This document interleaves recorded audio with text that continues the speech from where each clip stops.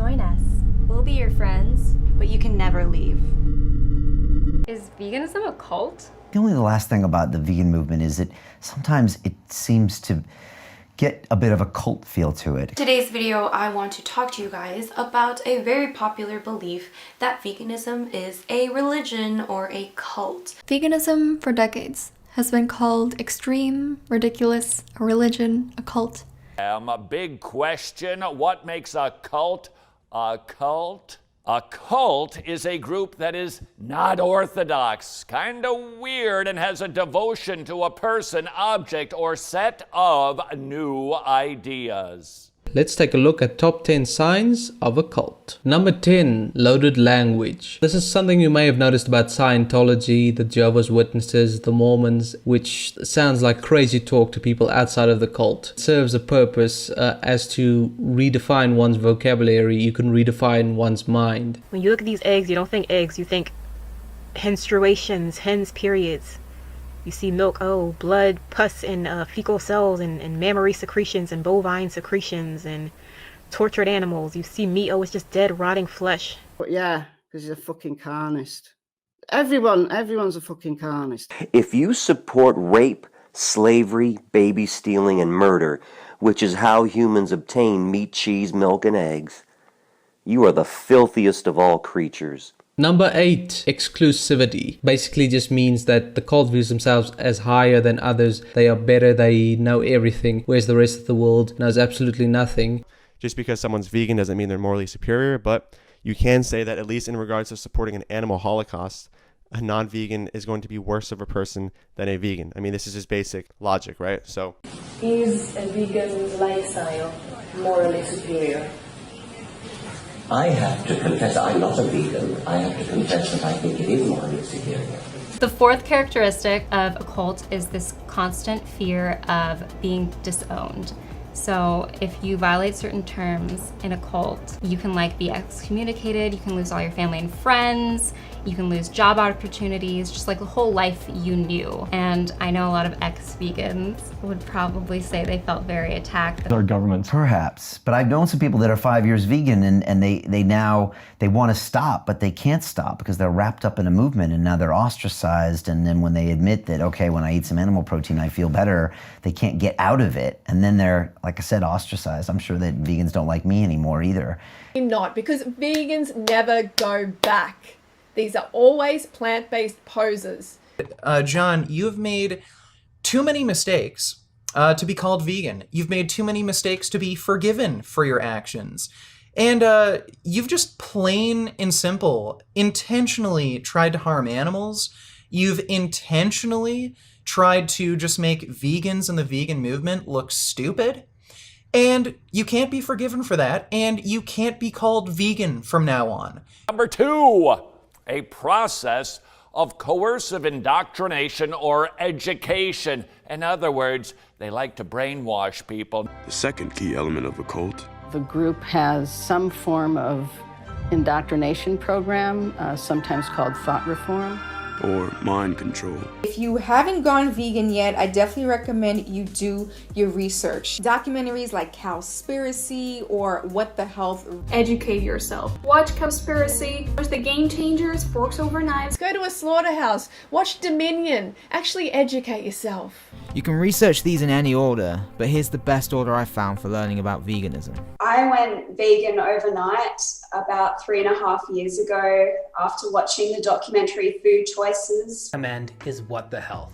I can't not recommend this movie since it is the entire thing that started this journey for me. After watching this movie, we immediately went shopping and we went plant-based overnight. Once you know, you can't go back. You watch these documentaries, how can you then go and eat a burger? Number 6, thoughts suppressed. This is another very well-known aspect of cults. It is a very gradual initiation and it's very tolerant at the beginning. But as time goes on, there's a lot more pressure on a person to completely think the way the cult wants them to. You're saying all these words because they sound good, they feel good, and when you say it, people give you affirmation and everything. But eventually that starts turning into you have to eliminate other words out of your vocabulary. There is no such word as can't or never say no or things like that. I'm so over the quote-unquote ex-vegans, which obviously aren't ex-vegans because they were never vegan. That's why you're doing air quotes. I'm doing air quotes. Ex-vegans, yeah. The ex-vegan Venus, he was never vegan in the first place, but we'll get to that later. I believe 100% one cannot be an ex-vegan or used to be vegan. I always say used to be vegan equals was never vegan, because veganism is not a diet. It is not worth the lifestyle's change. And by change, I mean if a person decides they're no longer vegan, it clearly means you were never vegan in the first place. Thought suppression is actually an essential for a cult because you don't want people thinking differently. You don't want people doubting their own worldview. Relaxation, and I believe that relaxation coupled with suggestibility creates that big ex-vegan exhale, where basically what Mike the Vegan said, it's that like vegan ex-vegan exhale, you know, this idea of I feel healthier now, I feel better. It's a placebo effect. Number 5, salvation redefined. Obviously within a cult, due to the whole exclusivity and the loaded language and the thought suppression and the rules and everything, it all has a goal. Any good organization has a goal. Cults have the same thing. So I, without question, if anyone asks me, do you believe that a vegan world is possible? Unequivocally, yes, and it will happen. Well, yes, vegans want to save the planet. Yes, we want to save all the animals. Going vegan is just by changing a few simple habits while saving the animals and the planet. Change your diet, change your life, change the planet. But concerned relatives began pressuring officials with pamphlets about a nightmare at Jonestown, saying Jones was using mind programming, even holding mock mass suicides to condition them to die for the cause. It's not foreign for a vegan to say something along the lines of, I'm willing to get sick and die for the animals. If a doctor told me today totally about that veganism would kill me, is that real? I would continue to be vegan. What if you went to the doctors tomorrow and the doctor told you, Stephanie, you're not going to live past 25 if you continue this lifestyle? I would probably continue the lifestyle. If someone told me that I was going to die unless I ate my dogs, see ya, you won't see me on YouTube anymore. You would not eat animals if you knew you were going to die in a month if you didn't. No, if you say, look, I wouldn't, I don't care. In time, the majority of cult members will leave on their own, often when they discover their infallible leader isn't so infallible, or when they find their guide to a moral life is actually a hypocrite, or when their constructed reality cracks. One, they're referring to rodents and little like field mice and all that get caught in combine harvesters that are meant to harvest plants and are accidentally killed as a result of the harvesting process of plants. Look, accidental harvest deaths do occur, but the vast majority of animals that are tortured, maimed, and killed in plant agriculture are the intentional deaths brought about by the crop protection industry and the unintentional deaths brought about by pesticide drift, as well as pesticide and industrial fertilizer runoff. Vertical farming also relies upon phosphate mining and potassium mining, both of which are destroying lives, both animal and human, as well as literally destroying the earth.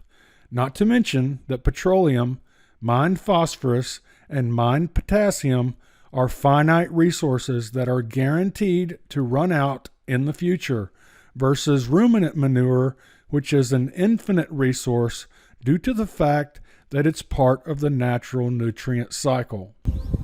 When you have suppressed vital nutrients to your body and to your brain, and when you get that for the first time, it's like a boom, it's like a hit. I finally felt grounded, like I felt like pulled back to earth, and it was such an amazing feeling. I cried, guys, like I legitimately cried after eating this omelet, and I think I'm gonna cry now about it because it was that powerful of an experience. It was just the final just like release of like, this is it, I'm finally going to recover. And I ate those eggs, and man, I felt my spirit go boom. Like it was like something hit me like a wind, just bam. I cannot describe it. You only know it when you experience it. And when I would eat that meat, I would feel like life was being put back into me. The next day I would feel a little more alive. Even in that moment, I would feel like I had more energy. And within 2 days of incorporating eggs, meat back into my diet, my headaches didn't completely go away, but they 90% massively subsided, which was insane to me. My energy, my libido, came back insane. Felt like my body was just like, thank you, you know? Thank you for listening to me. Thank you for giving me what I need to survive.